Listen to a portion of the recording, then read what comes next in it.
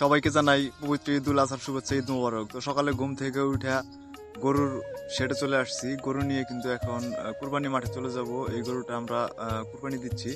তো প্রিয় ভিউয়ার্স, আপনারা দেখতে থাকেন আমার আজকের এই ভিডিওটি। তো আজকে ঈদের দিন সকালবেলা ঈদের নামাজ পড়ে গরুর শেডে চলে আসছি। গরুর শেড থেকে গরুটা বের করে গরুকে পানি খাওয়াবো, কারণ এই গরুটাই আমরা কুরবানি দেব। আজকে কুরবানির মাঠে নিয়ে যাচ্ছি। তো ঈদের নামাজ শেষ করে বাড়িতে এসেই ভাবলাম যে তাহলে গরুটাকে পানি খাওয়াই। সকালে কিন্তু ঘুম থেকে উঠে গরুর শেড পরিষ্কার করে প্রত্যেকটা গরুকে গোসল করিয়ে, এটাকেও গোসল করিয়ে সকালে খাবার দিয়ে তারপরে নামাজে গেছি। সকালে কিন্তু প্রচুর পরিমাণে বৃষ্টি হয়েছে, আপনারা জানেন আমাদের মধুপুরে। তো গরুটা বের করে এখন আমরা পানি খাওয়াচ্ছি। তো ওখান থেকে গরুটাকে বাইরে নিয়ে যাইতেছি।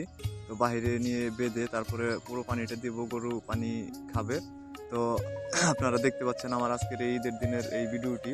তো যারা যারা এই ভিডিওটি দেখছেন অবশ্যই ফার্স্ট টু লাস্ট দেখবেন এবং ভিডিওটি কেমন হয়েছে কমেন্টের মাধ্যমে জানাবেন। তো প্রিয় জিনিস আসলে কুরবানি করা আল্লাহর পক্ষ থেকে ফরজ করা হয়েছে। তো তার জন্য এই পশুটাকে আমরা আজকে কুরবানির মাঠে নিয়ে যাব। তো পানি খাওয়া প্রায় শেষ। তো আপনারা দেখছেন বেশ কিছুদিন গরুটাকে আমি লালন পালন করেছি। গরুটার প্রতি আমার অনেক মায়া জন্মে গেছে। গরুটা অনেক ভদ্র এবং শান্তশিষ্ট গরু, আর যেগুলো আছে তাদের থেকেও অনেকটা আলাদা।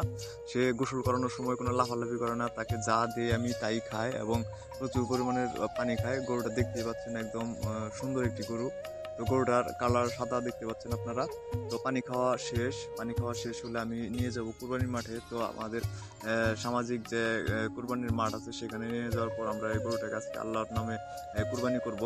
তো পানি খাচ্ছে আপনারা দেখতে পাচ্ছেন। তো ওই দিন সকালবেলা ঘুম থেকে উঠে যে বৃষ্টি, ভাবলাম আজকে নামাজ পড়া যাবো কিনা, কিন্তু না, বৃষ্টি কিন্তু থেমে গেছে। বৃষ্টির পরে কিন্তু আমরা বের হয়েছি। বৃষ্টির পরে বের হয়ে আমরা মসজিদে গেছি এবং মসজিদে আমরা নামাজ আদায় করছি।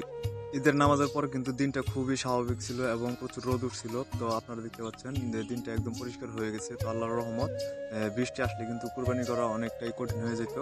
তো তার জন্য আজকে মহান আল্লাহর দরবারে লাখো শুকরিয়া জানাই। আজকে পবিত্র ঈদুল আজহার দিন।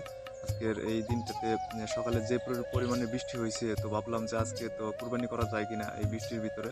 তবুও না, আল্লাহর রহমতে রোদ উঠেছে এবং দিনটি খুব ভালো কেটেছে এবং দিনটি খুব ভালো যাচ্ছে। তো আপনারা দেখতে পাচ্ছেন গরুটাকে পানি খাওয়ানো শেষ। এখন আমি গরুর বাঁধন খুলে এখন নিয়ে যাব আমি কুরবানির মাঠের দিকে। আব্বা আগেই চলে গেছে। এখন আমি গরুটাকে নিয়ে যাচ্ছি। তো প্রিয় ভিউয়ার্স, আমার ভিডিওটি কেমন হয়েছে অবশ্যই আপনারা কমেন্টে জানাবেন এবং যদি ভালো লাগে অবশ্যই শেয়ার করে সকলের মাঝে পৌঁছে দেবেন। আজকে ঈদের দিন আমি এরকম ভিডিও কখনো আমি ছাড়ি না। তো আজকে ভাবলাম যে এরকম একটা ভিডিও করি। তো বাড়ি থেকে গরুটা নিয়ে যাচ্ছে, আপনারা দেখতে পাচ্ছেন। কুরবানির মাঠের দিকে ধীরে ধীরে গরুটা নিয়ে আমি এগিয়ে যাচ্ছি। তো প্রিয় ভিউয়ার্স, এরপর কিন্তু গরুটা আল্লাহর নামে কুরবানি হয়ে গেছে। তারপর দেখেন আমি কিন্তু একদিনের জন্য কষাই হয়ে গেছি, হাড়গুলো কাটতেছি বৈশা বৈশা। তো প্রিয় ভিউয়ার্স, যদি আমার এই ভিডিওটি আপনাদের ভালো লাগে অবশ্যই লাইক, কমেন্ট এবং শেয়ার করে পাশে থাকবেন এবং সকলকে দেখা সুযোগ করে দেবেন। আর আজকে ঈদের দিনটা আপনাদের কেমন কাটলো অবশ্যই কমেন্টের মাধ্যমে জানাবেন। সকলের সুস্বাস্থ্য এবং দীর্ঘায়ু কামনা করে আজকের মতো এখানে বিদায় নিচ্ছি। সকলেই ভালো থাকবেন, সুস্থ থাকবেন। আসসালামু আলাইকুম, আবারও ঈদ মোবারক।